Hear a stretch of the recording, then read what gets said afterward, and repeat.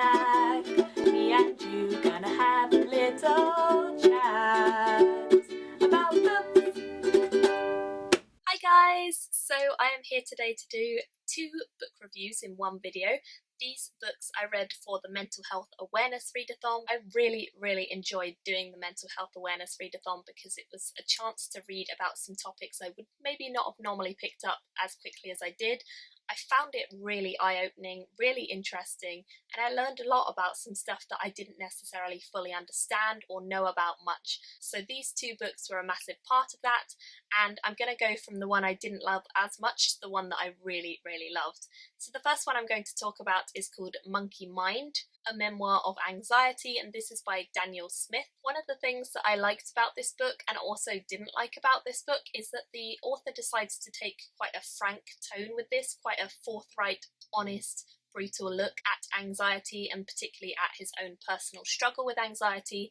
I don't have anxiety and I know a couple of friends who have it, but I have never seen them have an anxious attack in front of me, so I'm not that familiar with it.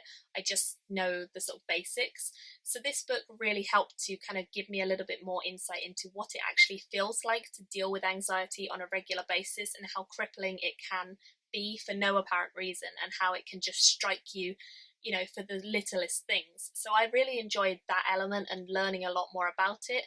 I do think that this book was quite a brutal, harsh look at it, and that was fine. It was kind of like putting the spotlight on anxiety and saying what it was, why it happened, and all of this stuff. But it does make a big point of saying that anxiety, as with any mental health illness or disease, is kind of completely individual. Every individual suffers in their own way, everyone deals with stuff in their own way, and mental health is something that is hugely undervalued, underrepresented, underappreciated, and not even believed by some people. Some people are ignorant and cannot understand that mental health is a massive part of people's lives, and dealing with that and finding ways to combat mental health situations where people are feeling down, crippled, upset, debilitated by their illnesses is a major problem in our world today.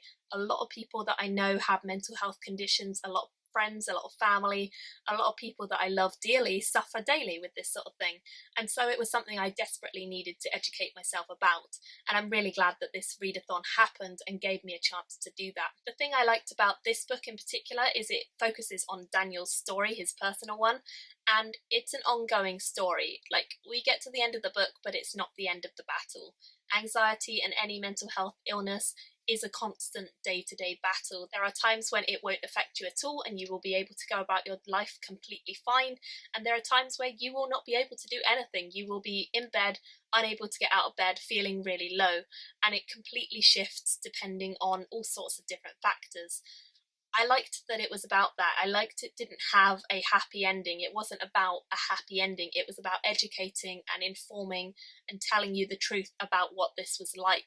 And I think that was very necessary for him to take that stance and sort of say, look, this is a real horrible thing that I have to deal with. And I think it really did show me a bit more about anxiety. It did open my eyes to what it can be like. So I definitely appreciated it for that. I think in terms of writing style, for me, this memoir didn't work as well as some of the other memoirs I've read.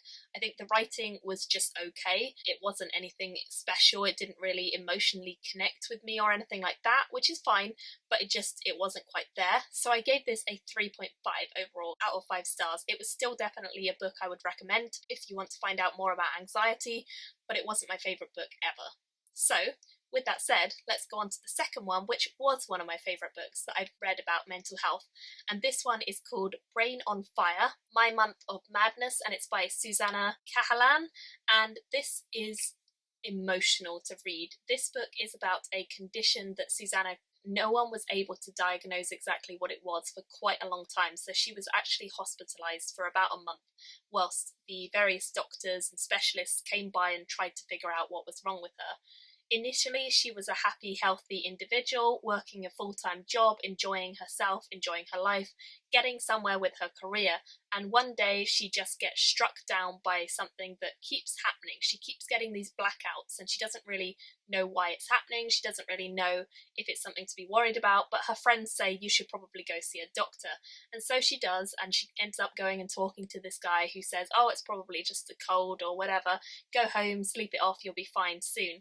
But instead, these things start to get worse, and as the time goes on, she has more blackouts, she starts to panic a bit more, she starts to not feel that comfortable in herself, and she also gets to the point of having seizures. And this is when she is then taken in by her family and eventually hospitalized.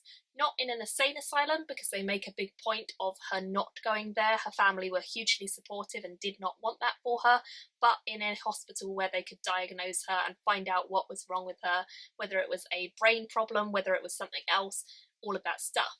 This book is an autobiographical look at her illness, and the interesting thing about this is that Susanna actually doesn't remember an awful lot of the month that she was hospitalised. She remembers bits and pieces, but other bits and pieces she has had to patch together from security footage, from reports that doctors have written about her, various things that have gone on whilst she was not necessarily as aware as she could have been because of the thing that was affecting her. The thing for me whilst reading this was that this was terrifying. The idea of your body betraying you, of your body not responding to what you want it to do, of it decaying, of it just completely breaking down, and no sort of real hope ahead, is just terrifying to me, truly terrifying. And Susanna makes a great point in the book of saying that it was as though her brain was on fire. It was as though it was trying to kill itself. It was trying to break everything. Everything in her body just started to collapse. She couldn't talk, she couldn't walk.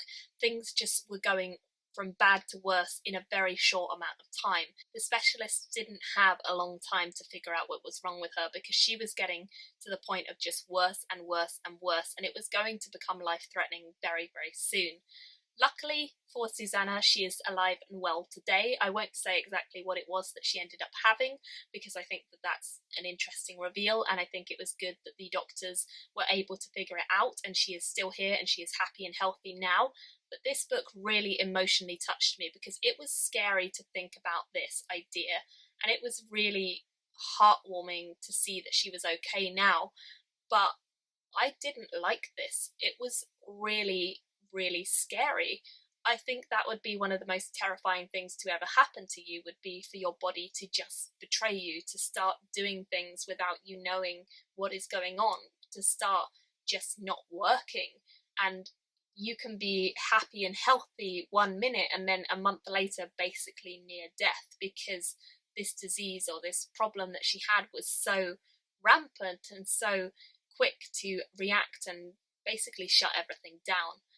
I found this so emotional. I think the way she wrote about it, using not only her own words about what she experienced and what she felt, but also looking at the transcripts, also looking at statistics, at documents, all of those sorts of things, really made this a whole complete package of a book. It really gave you an overview of what it was like for her personal journey, experience, situation.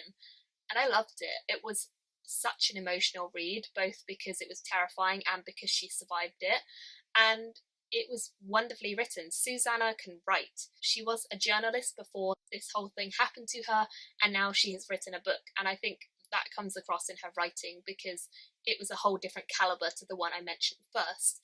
It was just fantastic. I was enthralled, I was hooked, I was so eager to find out what was going to happen, and I was so worried about her as a reader, so I was very glad when I got to the end and found out what was happening with her now. But I would hugely recommend this to you guys. If you think that any of this stuff I've been talking about sounds interesting, definitely pick up that book.